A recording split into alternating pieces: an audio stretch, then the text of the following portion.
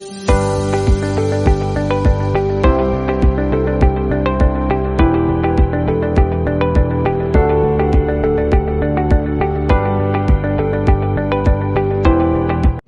Good morning students, कैसे हैं? बीच में थोड़ा तबीयत ठीक ना होने के कारण नहीं आ पाए हम आप लोगों के सामने, लेकिन आज हाजिर है। आज का टॉपिक जो है बड़ा शानदार होने वाला है, तो इसको ध्यान से पढ़ेंगे। आपके जो है इंटरमीडिएट में भी ये 2 नंबर आपके फिक्स करेंगे और हाई स्कूल में फिक्स करेंगे और कॉम्पिटिटिव एग्जाम में भी इसका आना अनिवार्य हो जाता है, ठीक है ना। तो आज का टॉपिक है हमारा वॉइस का। किसका? वॉइस का, ठीक है ना। वॉइस को डियर स्टूडेंट्स हिंदी में अगर हम कहें तो इसको वाच्य बोलते हैं। क्या बोलते हैं? वाच्य बोलते हैं, ठीक है ना। अब ध्यान से समझेंगे, ज़्यादा लंबा नहीं जाना है हमको, सिर्फ हमें 2 नंबर फिक्स करने हैं और किसी भी तरीके से, ठीक है ना। तो हम देखेंगे वॉइस किसे कहते हैं, ठीक है ना। बस 1 लाइन में जान लेंगे, है ना, ठीक है ना। The sentence which has a subject, verb and a proper object, okay, is called voice, ठीक है डियर स्टूडेंट्स। यानी एक ऐसा सेंटेंस जिसमें एक सब्जेक्ट वर्ब, ठीक है ना, जिसमें एक सब्जेक्ट, एक वर्ब और एक उचित जो है ऑब्जेक्ट का होना अनिवार्य होता है, ठीक है ना। उसी को हम क्या कहते हैं? वॉइस कहते हैं, ओके। अब ध्यान से समझेंगे, वॉइस जो है 2 प्रकार का होता है। वॉइस कितने प्रकार का होता है डियर? वॉइस को 2 प्रकार से बताया गया है, ठीक है ना। एक क्या होता है? Active voice. एक क्या होता है? एक्टिव वॉइस होता है डियर। दूसरा क्या होता है? पैसिव वॉइस होता है। पैसिव वॉइस होता है, ठीक है ना। अब ध्यान से समझेंगे, एक्टिव वॉइस में क्या होता है? जितना हम लोगों ने टेंसेज में सीखा है, कोई नई बात नहीं है डियर, बस ध्यान से ये समझना कि एक्टिव वॉइस में जितना हमने टेंसेज में सीखते हैं ना, वो एक्टिव वॉइस की होती है, मतलब जिसमें सब्जेक्ट जो है कार्य को करता है। अगर कहा जाए जैसे कि ही राइट्स ए लेटर, ठीक है ना, वह एक पत्र लिखता है, तो इसमें पत्र लिखने का जो काम है, ठीक है ना, कौन कर रहा है? सब्जेक्ट कर रहा है। कौन कर रहा है? सब्जेक्ट कर रहा है। तो ये क्या केस कहलाती है? एक्टिव वॉइस कहलाती है। मतलब सामान्य भाषा में जो हमने आज तक सीखा है, ठीक है ना, टेंसेज के अकॉर्डिंग, तो उसमें जो है वो सारी की सारी चीजें, सारे के सारे सेंटेंसेज हमें एक्टिव वॉइस में ही सिखाए जाते हैं, ओके। अब पैसिव क्या होता है डियर? पैसिव में जो होता है ना, ऑब्जेक्ट की प्रधानता हो जाती है, ऑब्जेक्ट उसका मुख्य हो जाता है, ठीक है ना। इसी में ऑब्जेक्ट हो जाता है, पैसिव वॉइस कहलाने लगता है। तो ए लेटर हो जाता है, ए लेटर इज रिटन, उसके बाद बाई हिम। तो ये किसका एग्जांपल हो गया? ये पैसिव का हो गया, ठीक है ना। ये किसका हो गया? एक्टिव का हो गया। तो आई थिंक आप समझ गए होंगे, इसमें ऑब्जेक्ट की प्रधानता हो जाती है, ठीक है ना। इसमें किसकी हो जाती है? सब्जेक्ट की हो जाती है, सब्जेक्ट की हो जाती है। कोई दिक्कत अभी तक में? ठीक है ना। अब आगे देखते हैं हम लोग, देखेंगे rules of active voice into passive voice, active voice into passive voice. यानी एक्टिव वॉइस से जो है पैसिव वॉइस में बनाने के नियम क्या होते हैं। तो बहुत ही छोटा नियम होता है डियर, ध्यान से समझेंगे, बस इन 3 नियमों को ध्यान में रखेंगे, ठीक है ना। तो इसमें क्या है, 4 रूल्स हैं आपके सामने। तो सबसे पहले क्या करेंगे, ध्यान से समझेंगे डियर स्टूडेंट्स। एक्टिव वॉइस के सब्जेक्ट को पैसिव वॉइस में ऑब्जेक्ट बना दे, ठीक है ना। ओके डियर, पहला काम। दूसरा काम क्या है, पलट दे इसी बात को, ठीक है ना। एक्टिव वॉइस के ऑब्जेक्ट को पैसिव वॉइस में सब्जेक्ट बना दे, सब्जेक्ट बना दे। ठीक है ना डियर, ध्यान से समझिएगा। अगर राइटिंग जैसे आपको समझ में नहीं आती तो वो चीज बोला भी जा रहा है आपको, ठीक है ना। पैसिव वॉइस में सब्जेक्ट बना दे। अब ध्यान से समझेंगे। तीसरी बात क्या है, पॉइंट की बात है, एक्टिव वॉइस। ए बी मैं लिख सकता हूं ना डियर, ए बी का मतलब है एक्टिव वॉइस, ठीक है ना, शॉर्ट में कर देते हैं। तो एक्टिव वॉइस के सब्जेक्ट को एक्टिव वॉइस के सब्जेक्ट पीवी में, पीवी का मतलब पैसिव वॉइस डियर, पीवी में ऑब्जेक्ट बनाने से ठीक पहले, ऑब्जेक्ट बनाने से ठीक पहले, ठीक है ना, क्या लगा देंगे, बाई या एक उचित प्रीपोजिशन। चूंकि डियर इस क्लास में आप जो है सीखेंगे कि बाई के अतिरिक्त भी प्रीपोजिशन लगते हैं, ठीक है ना। अब ध्यान से समझेंगे, एक उचित प्रीपोजिशन लगा दें, ठीक है ना। अब चौथा नंबर क्या कह रहा है, ये इंपॉर्टेंट है। और डियर जो नंबर फोर्थ है आपका, वो फोर्थ नंबर एक्टिव वॉइस से पैसिव वॉइस आप जो है जब भी बनाएंगे, ये फोर्थ नंबर हमेशा काम करने वाला है आपका, ठीक है ना। वो क्या है, ध्यान से समझेंगे। एवी से पीवी बनाते समय मेन वर्ब मीन्स क्या होता है, मुख्य क्रिया चाहे किसी भी फॉर्म में हो, उसे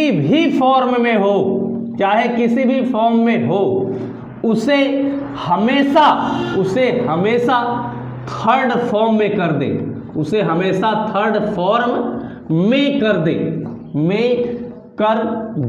ओके। ध्यान से समझ रहे हैं ना, हमेशा थर्ड फॉर्म, वी थर्ड का मतलब V B third dear, verb की थर्ड फॉर्म में हमेशा बनाना है उसको, चाहे वो किसी भी फॉर्म में क्यों ना हो। ओके, यहां तक समझ में आ गई बात 4 नंबर तक। अब देखिए आगे, बस इस वीडियो को पूरा अंत तक देखिए, एक्टिव वॉइस पैसिव वॉइस का डर बिल्कुल खत्म हो जाएगा, ठीक है ना। तो इतनी सी बात आप सीखे। अब आगे ध्यान दीजिएगा, चेंज ऑफ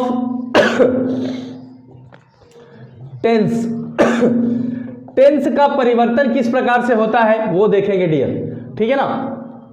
यहां एक ग्राफ मैं क्रिएट कर रहा हूं, इस ग्राफ को बेहतरीन ढंग से बनाइएगा, ठीक है ना, कोई प्रॉब्लम नहीं आएगी। यहां पर आपका टेंस हो जाएगा, ठीक है ना, और यहां पर जो है AUXILIARY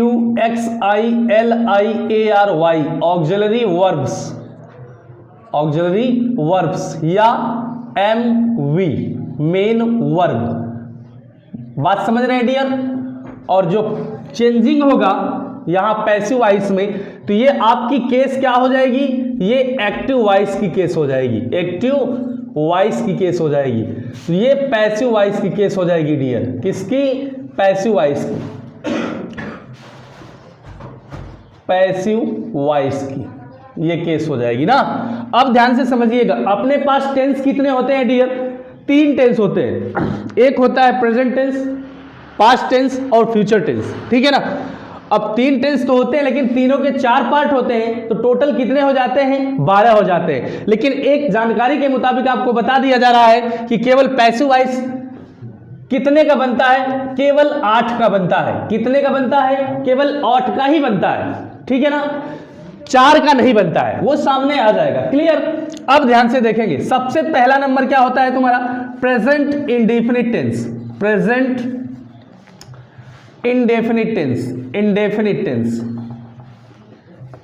इंडेफिनिट ओके। दूसरे नंबर पर तुम्हारा क्या आ जाता है, प्रेजेंट कॉन्टिन्यूअस, आप कंप्लीट कर लीजिएगा, ठीक है ना, ये ग्राफ है, present continuous tense.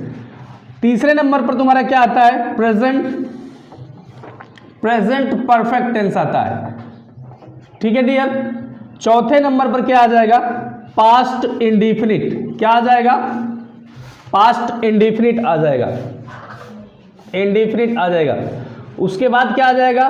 Past continuous आ जाएगा, पास्ट कॉन्टिन्यूअस आ जाएगा। ठीक है ना। फिर क्या आ जाएगा? पास्ट परफेक्ट आ जाएगा, पास्ट परफेक्ट आ जाएगा। ठीक है ना। फिर क्या आ जाएगा? फ्यूचर, फ्यूचर, फ्यूचर इंडिफिनिट आ जाएगा। फिर क्या आ जाएगा? फ्यूचर परफेक्ट आ जाएगा डियर, फ्यूचर परफेक्ट आ जाएगा। ठीक है ना। अब यहां से देखें तो 1 2 3 4 5 6 7 8 हो गए ना हमारे। अब यहां से ग्राफ कंप्लीट कर लीजिए।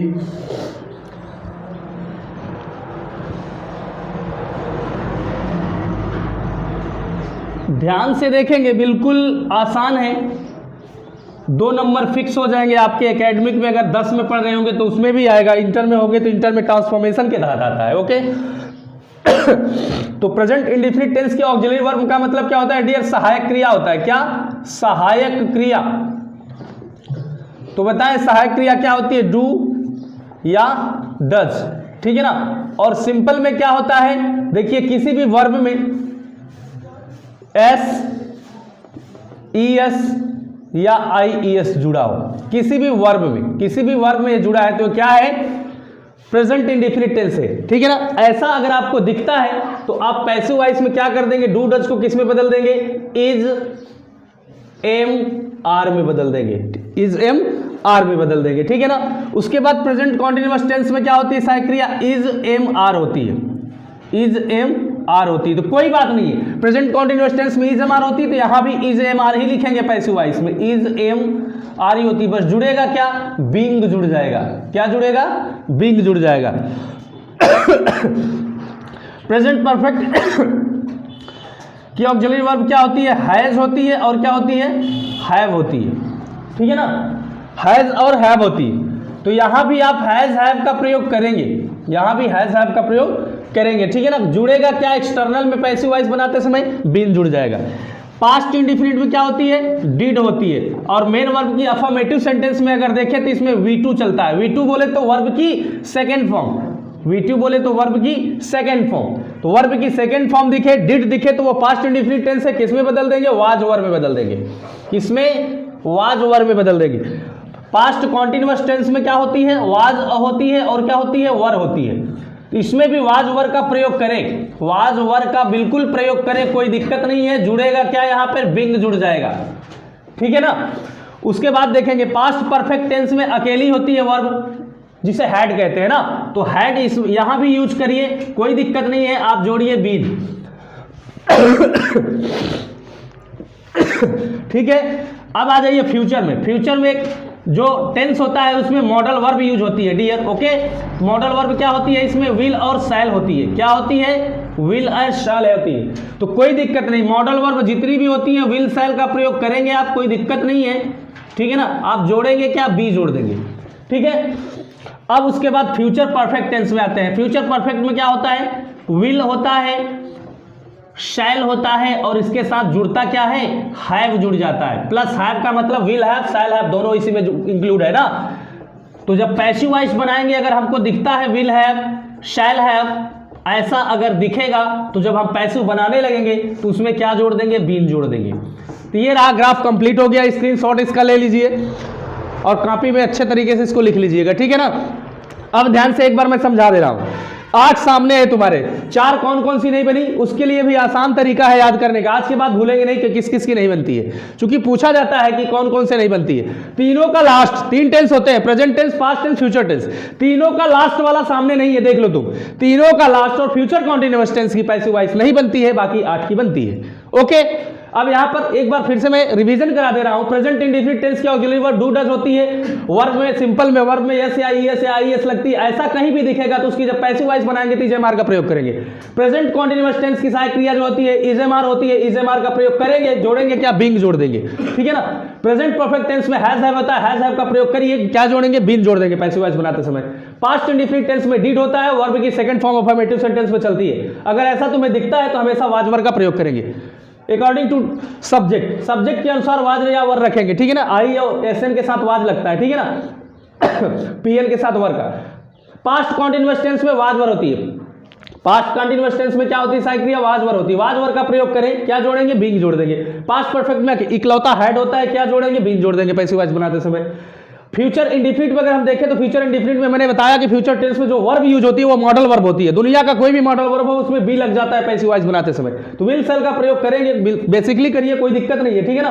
क्या जोड़ देंगे, बी जोड़ देंगे, ठीक है ना। उसके बाद क्या है, फ्यूचर परफेक्ट टेंस है। फ्यूचर परफेक्ट टेंस में जो है फ्यूचर कॉन्टिन्यूअस क्यों नहीं आया, क्योंकि फ्यूचर कॉन्टिन्यूअस की पैसिव नहीं बनती है, ठीक है। फ्यूचर परफेक्ट टेंस में देखेंगे विल सेल, उसके बाद प्लस क्या है, have, will have shall have इसकी ऑक्सिलरी वर्ब होती है, विल हैव शैल हैव का प्रयोग करिए, जोड़ेंगे क्या, बीइंग जोड़ेंगे, कोई दिक्कत नहीं है। अब आगे चलते हैं। अब आगे अगर हम देखें, ध्यान से देखेंगे, यदि एक्टिव वॉइस में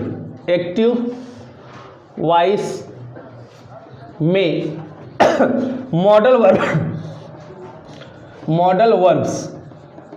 वर्ब्स जैसे में, माइट, ठीक है ना, कैन, कुड, वुड, ठीक है ना, विल, शैल, ठीक है ना, शुड, मस्ट, ठीक है ना, मस्ट हो गया तुम्हारा, ईटीसी, और भी होती है, पूरी 13 होती है डियर, ईटीसी। अगर मॉडल वर्ब तुमको दिखता है तो उसके लिए केवल एक ही फार्मूला यूज करिएगा, ठीक है ना, सब्जेक्ट का प्रयोग करिए आपस में अदल बदल करके, जैसा कि नियम है। उसके बाद जो है मॉडल वर्ब का बिल्कुल प्रयोग करिए, कोई दिक्कत नहीं है, ठीक है ना।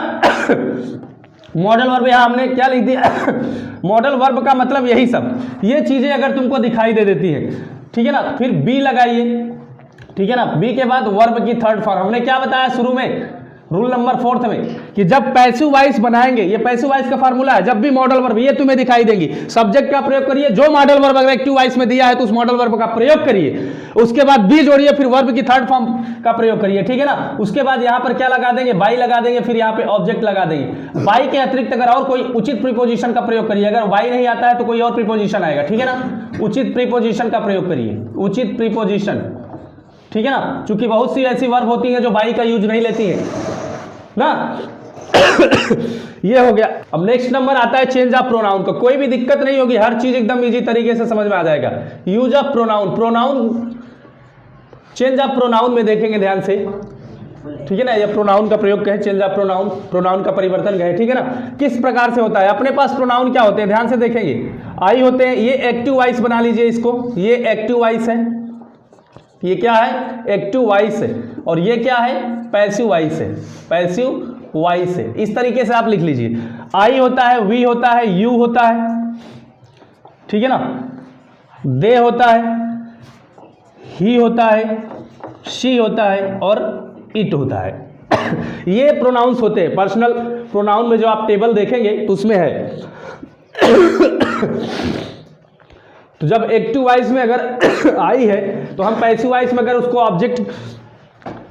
ऑब्जेक्ट बनाएंगे, ठीक है ना, तो क्या हो जाएगा, मी हो जाएगा। ध्यान से समझेंगे, ये एरो मार्क अच्छे से समझेंगे। अगर एक पैसिव वॉइस में, ठीक है ना, अगर पैसिव वॉइस में तुम्हारा मी दिया है तो जब एक्टिव वॉइस में जाएगा तो क्या हो जाएगा, आई हो जाएगा, ठीक है ना। तो ये एरो मार्क ये दर्शाता है कि आई है तो मी हो जाएगा, मी है तो आई हो जाएगा, ठीक है ना। इसका क्या हो जाएगा, वी का क्या होता है, ऑब्जेक्टिव केस अस होता है, अस से जब नॉमिनेटिव बनेगा सब्जेक्टिव केस बनने जाएगा तो वी बन जाएगा, ठीक है ना। यू का यू ही होता है, कोई दिक्कत नहीं आएगी, ठीक है ना। और ठीक है, दे का क्या हो जाएगा, देम हो जाता है, ठीक है ना। और देम से जब ये उल्टा बनने लगेगा तो फिर दे हो जाएगा। ही का इसी प्रकार से क्या होता है, हिम हो जाता है, ऑब्जेक्टिव केस हिम, और हिम से नॉमिनेटिव बनेगा तो ही हो जाएगा। सी का क्या होता है, हर होता है, हर से जब नॉमिनेटिव बनेगा तो सी फिर हो जाएगा। इट का भी इट ही होता है, कोई दिक्कत नहीं है, इट फिर इट बन जाएगा। अब बताएं कोई दिक्कत है, ठीक है। आगे देखते हैं, इसको नोट कर लीजिएगा अच्छे तरीके से। अब एक्सरसाइज पे चलते हैं, खत्म है पैसे तुम्हारी सारी, कोई दिक्कत नहीं है। अब एक्सरसाइज करने से पहले एक चीज का ध्यान देंगे, ठीक है ना। बात यह है, एक्टिव वॉइस से पैसिव वॉइस बनाने का तात्पर्य यह होता है, ठीक है ना। दूसरी भाषा में अगर कहें उसको हम तो ट्रांसफॉर्मेशन कह सकते हैं, एक रूपांतरण होता है, ठीक है ना। ट्रांसफॉर्मेशन क्या चीज होता है कि change the sentences in other form without changing it's real meaning, ठीक है ना, इट्स कॉल्ड ट्रांसफॉर्मेशन। तो ये एक ट्रांसफॉर्मेशन का बेस होता है।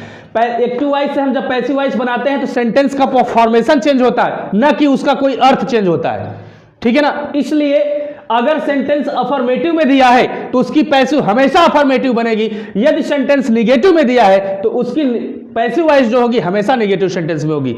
अगर वो सेंटेंस तुम्हारा इंट्रोगेटिव का है तो उसकी पैसिव वॉइस हमेशा इंट्रोगेटिव होगी। ओके, मतलब उसका जो मेन रूल्स होता है उसका वो कभी चेंज नहीं होता। सिर्फ सेंटेंस में जो वर्ड है अपना इधर उधर होंगे, सब्जेक्ट ऑब्जेक्ट की जगह ऑब्जेक्ट सब्जेक्ट की जगह वर्ब की थर्ड फॉर्म, लेकिन उसका मूल अर्थ कभी चेंज नहीं होता है। ओके, अब ध्यान से समझेंगे। जैसे एग्जांपल एक्सरसाइज देखिए, जैसे कि यहां पे सिंपल सा कॉन्सेप्ट लेते हैं। यहां पे Ram it's a mango, Ram it's a mango. अब इसकी जब हमें पैसिव वॉइस बनानी है तो ध्यान से समझिए। ए मैंगो को पहले कहां लाएंगे, राम के नीचे लाइए, ए मैंगो। चूंकि हमने क्या बताया, शुरू में ही बताया कि एक्टिव वॉइस के सब्जेक्ट को पैसिव वॉइस में ऑब्जेक्ट बना दे, एक्टिव वॉइस के ऑब्जेक्ट को पैसिव वॉइस में सब्जेक्ट बना दे। तो ए मैंगो यहां आ गया, राम को कहां ले जाएंगे, ए मैंगो के नीचे रख दीजिए, कोई दिक्कत नहीं। ए मैंगो अब इसका सब्जेक्ट बन गया, चूंकि हम लोग बना रहे हैं पैसिव वॉइस, ठीक है ना। अब ए मैंगो जैसे ही हमने सब्जेक्ट बनाया, अब हमें चाहिए क्या, वर्ब चाहिए। तो पहले टेंस पकड़ो, सब्जेक्ट प्लस यस या ईएस लगा है वर्ब में। यस ईएस या आई ईएस, इसी को वर्ब की पांचवी फॉर्म भी कहते हैं। तो सब्जेक्ट के बाद वर्ब की पांचवी फॉर्म किस टेंस में आती है, प्रेजेंट इंडेफिनिट टेंस में। तो प्रेजेंट इंडेफिनिट टेंस को किस में बदलते हैं, पैसिव वॉइस में, इज एम आर में। अभी ग्राफ में बताया गया था। तो ए मैंगो, एक ही आम की बात हो रही है तो इज हो जाएगा कि नहीं, और फिर वर्ब पे टूट पड़ो, ठीक है ना। इस वर्ब को जो है किसी भी फॉर्म में वर्ब हो, चाहे किसी भी फॉर्म में वर्ब हो, जब भी हम पैसिव बनाएंगे तो उसकी थर्ड फॉर्म में कन्वर्ट कर देंगे, तो ये हो जाएगा इटेन ना। उसके बाद क्या करेंगे, रूल नंबर 3 में हमने बताया है कि एक्टिव वॉइस के सब्जेक्ट को पैसिव वॉइस में ऑब्जेक्ट बनाने से ठीक पहले जो है बाई का प्रयोग करें।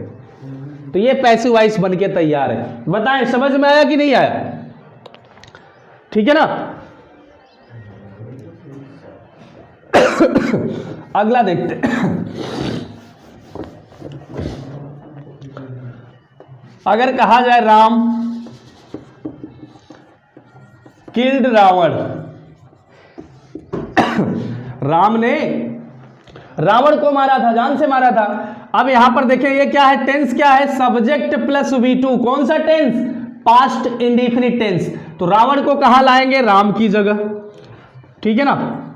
तो ये रावण हो गया, रावण की जगह किसको ले जाएंगे, राम को ले जाएंगे, कोई दिक्कत नहीं। अब टेंस तुमने पकड़ लिया है, subject plus V2, past indefinite, past indefinite यानी डिड बराबर वाज वर। तो रावण एक ही है ना, तो क्या लगा देंगे, वाज लगा देंगे, ठीक है ना, वाज कर देंगे। किल्ड की सेकेंड फॉर्म है ये, थर्ड फॉर्म भी किल्ड ही होती है ना, किल्ड। उसके बाद क्या लगा देंगे, एक्टिव वॉइस के सब्जेक्ट को ऑब्जेक्ट बनाने से ठीक पहले क्या लगा देंगे, बाई लगा देंगे। ये तुम्हारा बन के तैयार है, कोई दिक्कत। चलिए आगे देखते हैं। अब सेंटेंस जैसे कि इंट्रोगेटिव में है तो कोई दिक्कत नहीं है, जैसे do they help you, question mark ना, क्या वे लोग तुम्हारी मदद करते हैं। तो कोई दिक्कत नहीं है जब भी तुमको ऐसा दिखे, ठीक है ना। सबसे पहला काम यू को जो है दे के नीचे तुम लाओगे यू, ठीक है ना। अब तुम ये बताओ डू लगा है तो ये कौन सा टेंस है, डू डज किस टेंस में आता है बताए, ठीक है ना। Absolutely you will say the given statement is in present indefinite tense, ठीक है ना। तो बताए यू कैसा सब्जेक्ट होता है, प्लूरल सब्जेक्ट होता है ना। जब प्लूरल यू मीन्स होता है तुम या तुम लोग, यू मीन्स क्या होता है तुम या तुम लोग, तो ये प्लूरल सब्जेक्ट होता है। जब ये प्लूरल सब्जेक्ट है तो डू को किस में बदलेंगे, पैसिव वॉइस में, इज एम आर में। तो क्या लगाएंगे, आर लगा देंगे, आर, तो आर यू। उसके बाद सब्जेक्ट के बाद वर्ब है तो यहां भी सब्जेक्ट के बाद ये वर्ब, तो हेल्प किस फॉर्म में हो जाएगी, हेल्प्ड में हो जाएगी, ठीक है ना। उसके बाद इस दे को यहां ले जाएंगे तो क्या बनेगा, ऑब्जेक्टिव केस में लिख देंगे ना। उसके बाद क्या लगा देंगे, बाई लगा देंगे। दे जब यहां जाएगा तो देम हो जाएगा, ऑब्जेक्ट हो जाएगा, और इस ऑब्जेक्ट से ठीक पहले क्या लगा देंगे, बाई, और क्वेश्चन मार्क लगा देंगे क्योंकि ये इंट्रोगेटिव सेंटेंस था। कोई दिक्कत। नेक्स्ट देखिए, did she write a letter, इसकी पैसिव वॉइस क्या हो जाएगी, ठीक है। को क्या करेंगे, सबसे पहले सी के नीचे लाएंगे, किसके नीचे, यहां लाएंगे। अब ध्यान से समझिएगा, जब सब्जेक्ट हमने बना दिया तो ये टेंस कौन सा है, डिड किस टेंस में आता है, पास्ट इंडेफिनिट में आता है। तो डिड बराबर क्या, पैसिव वॉइस में वाज वर्ब। तो जब ए लेटर इसका सब्जेक्ट हो गया तो यहां क्या हो जाएगा, वाज हो जाएगा। कोई दिक्कत। यहां वर्ब की डिड के साथ तो फर्स्ट लगी है, एक्टिव केस है, लेकिन हमें क्या करना है, पैसिव में थर्ड करना है। तो क्या हो जाएगा, रिटेन हो जाएगा यहां पर, ठीक है ना, रिटेन हो जाएगा। उसके बाद क्या हो जाएगा, जब ये एक्टिव वॉइस का जब सब्जेक्ट पैसिव वॉइस में आएगा तो ऑब्जेक्ट बन जाएगा हर, और इसी ऑब्जेक्ट से पहले क्या लगा देंगे, बाई। ये इंट्रोगेटिव सेंटेंस था, क्वेश्चन मार्क लग जाएगा। कोई दिक्कत। तो इस प्रकार से जो है हमने क्या बताया कि सेंटेंस का फॉर्मेशन कभी चेंज नहीं होता है, ये ध्यान देंगे स्टूडेंट्स। अगर इंट्रोगेटिव है तो उसकी पैसिव भी इंट्रोगेटिव बनेगी, ठीक है ना। जैसे है sentence Why have you scolded her brother? Question mark. डरिएगा नहीं, इसमें सब्जेक्ट क्या है, यू है, वर्ब क्या है, स्कोल्ड है, स्कोल्ड मीन्स डांटना फटकारना होता है। ऑब्जेक्ट क्या है, ये है, हर नहीं है, हर ब्रदर पूरा है, ध्यान से समझेंगे। हर ब्रदर, चूंकि ये पॉजेसिव एडजेक्टिव होता है, हर अकेले हर कभी काम नहीं कर सकता, प्लस नाउन जुड़ा है इसके साथ ना, तो ये पूरा ऑब्जेक्ट माना जाएगा, ठीक है। तो हमने क्या बताया कि यू जब सब्जेक्ट है तो हर ब्रदर को कहां लाएंगे, इसके नीचे लाएंगे। हर ब्रदर लिखिए आप, यहां पे लिख दिए, कोई दिक्कत नहीं है ना। अब हैव आया है तो किस टेंस में हैव आता है, हैव के साथ वर्ब की थर्ड फॉर्म लगी है, ठीक है ना। तो हैव किस टेंस की ऑक्सिलरी वर्ब होती है, प्रेजेंट परफेक्ट टेंस की होती है। तो प्रेजेंट परफेक्ट टेंस में हैज को पैसिव वॉइस में क्या करते हैं, सेम लिख देते हैं, बीन जोड़ देते हैं ना। तो पहले ये इसको तो कंप्लीट कर लीजिए, वाई के नीचे वाई ही रखिए। अब हर ब्रदर एक भाई की बात हो रही है तो यहां अब क्या हो जाएगा, हैज हो जाएगा। तो why has her brother, why has her brother. अब ये थर्ड फॉर्म, एक मजेदार बात हो जाती है जब परफेक्ट टेंस का कोई सेंटेंस मिलता है। वो मजेदार बात ये होती है कि तुम्हें वर्ब बदलने की जरूरत नहीं होती है, क्योंकि ऑलरेडी उसमें जो है थर्ड फॉर्म यूज हुई रहती है, ठीक है ना। तो आंख मूंद करके स्कोल्डेड नीचे लिख देंगे, स्कोल्डेड कर देंगे। उसके बाद इस यू को एक्टिव वॉइस के सब्जेक्ट को पैसिव वॉइस में ऑब्जेक्ट बनाने से ठीक पहले बाई, उसके बाद यू का ऑब्जेक्ट यू ही होता है। कोई दिक्कत। प्रॉब्लम क्रिएट होता है हु से, ठीक है ना। तो प्रॉब्लम क्रिएट होता है हु से, ठीक है ना। तो यदि हु से सेंटेंस प्रारंभ हो तो उसे पीवी यानी पैसिव वॉइस में इस तरह से बनाते हैं, इस तरह से बनाते हैं। तो इसका विशेष ध्यान देंगे, काफी बच्चे फंसते हैं इसमें, ठीक है ना। तो पहला फार्मूला जो रहेगा 1, सबसे पहले क्या कर देंगे, बाई हुम कर देंगे। क्या कर देंगे, बाई हुम। उसके बाद जो है हेल्पिंग वर्ब का प्रयोग करेंगे। किसका? हेल्पिंग वर्ब का प्रयोग करेंगे। हेल्पिंग वर्ब बोले तो सहायक क्रिया, ऑक्सिलरी वर्ब, ठीक है ना। उसके बाद जो है सब्जेक्ट का प्रयोग करेंगे, फिर वर्ब की थर्ड फॉर्म का प्रयोग कर देंगे, ठीक है ना। ये चीजें अप्लाई करनी है, ठीक है ना, बात समझ रहे हैं ना। ऐसे भी यूज करेंगे। भाई अब तो उधर चला गया है, तो ये फर्स्ट हो गया। अथवा सेकेंड फार्मूला, अथवा सेकेंड के रूप में तुम ऐसा भी इसको बना सकते हो, हु को रहने दो, यूज क्या करो, हेल्पिंग वर्ब, हु के बाद हेल्पिंग वर्ब यानी ऑक्सिलरी वर्ब इंग्लिश में कहा जाता है इसको, सहायक क्रिया प्लस सब्जेक्ट का प्रयोग करो प्लस V3 का प्रयोग करो, ठीक है ना। V3 का कोई ऑब्जेक्ट हो तो ऑब्जेक्ट भी लगा दो, कोई दिक्कत नहीं है, लेकिन जब बाई लगाएंगे तो लास्ट में लगाएंगे। कहाँ? लास्ट में लगा देंगे, फिर जो है क्वेश्चन मार्क कर देंगे, कोई दिक्कत नहीं है। तो ये फार्मूला अप्लाई करिए। एग्जाम्पल देख लीजिए यहाँ पे, जैसे हु राइट्स ए लेटर, एक पत्र कौन लिखता है, कोई दिक्कत नहीं है। जब पैसिव वॉइस बनाएंगे तो क्या हो जाएगा इसमें देखिए हु से जब सेंटेंस प्रारंभ होता है तो उस सेंटेंस का जो है इंट्रोगेटिव वर्ड भी हु होता है, और उसका जो है उस समय एक्टिव केस में वो सब्जेक्ट का भी काम करता है, ठीक है ना। तो इसमें जो है ऑब्जेक्ट तुम्हारा क्या है, ए लेटर है, ठीक है ना। तो यहां सबसे पहले क्या लगा देंगे, बाई हुम कर देंगे, बाई हुम कर देंगे ना। उसके बाद सब्जेक्ट क्या लिखेंगे, ए लेटर। टेंस पहले देखिए, हु राइट्स, ईएस लगा है प्रेजेंट इंडेफिनिट टेंस, तो is a letter, is a letter. A letter के पहले इज ही लगेगा ना, ये एक पत्र है तो ये प्रेजेंट इंडेफिनिट टेंस था, ठीक है ना। तो who by whom is a letter written, written third form हो गया, पैसिव बन गई। इस प्रकार से बनेगा, ओके। तो अब तो बन जाएगा, जैसे कहा जाए who teaches you English, who teaches you English question mark. Be silent, don't talk to each other, okay. ध्यान से देखेंगे। अब इसको हमें क्या बनाना है, पैसिव वॉइस बनाना है। तो ध्यान से समझिए, पहले क्या करेंगे, सबसे पहले बाई हुम, उसके बाद अब इसमें डबल ऑब्जेक्ट है तो डबल पैसिव बनेगी। तुम लेना किसको चाहते हो, अगर यू को लेना चाहोगे तो क्या हो जाएगा, आर हो जाएगा, क्योंकि ये प्रेजेंट इंडेफिनिट है ना, आर यहां पे कर देंगे यू, ठीक है ना।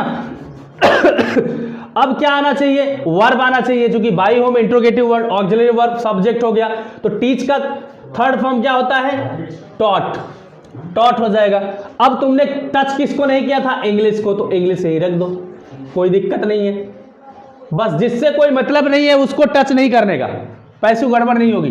अथवा इसकी एक और पैसिव क्या बन जाएगी, बाई हुम, उसके बाद इज इंग्लिश कर देंगे, यहां पे क्या कर देंगे, इंग्लिश कर देंगे। अब की बार सब्जेक्ट हमने इंग्लिश लिया है इसलिए यहां पर इज हो गया ना। उसके बाद क्या हो जाएगा, टॉट, TAUGHT, टॉट हो जाएगा ना। अब तो by whom is English taught, अब किसको हमने नहीं लिया था, यू को, तो यहां यू रख देंगे, यहां क्वेश्चन मार्क कर देंगे, ठीक है ना।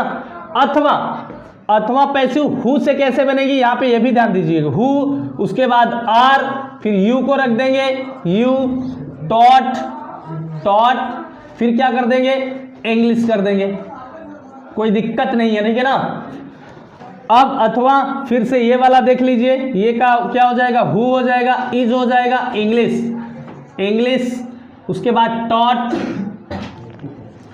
टॉट, किसको नहीं उठाया था, यू को, तो यू यहां रखो, ठीक है ना। लगाओ बाई लास्ट में, चूंकि तुमने यहां पर हु से स्टार्ट किया था, ठीक है ना। तो ये चार पैसिव बनी है एक ही सेंटेंस का, चार के चारों ऑथेंटिक हैं, कोई दिक्कत नहीं है, ठीक है ना। आई थिंक सीख गए होंगे, ठीक है। तो आज के लिए इतनी ही क्लास, ठीक है ना। Thanks for watching.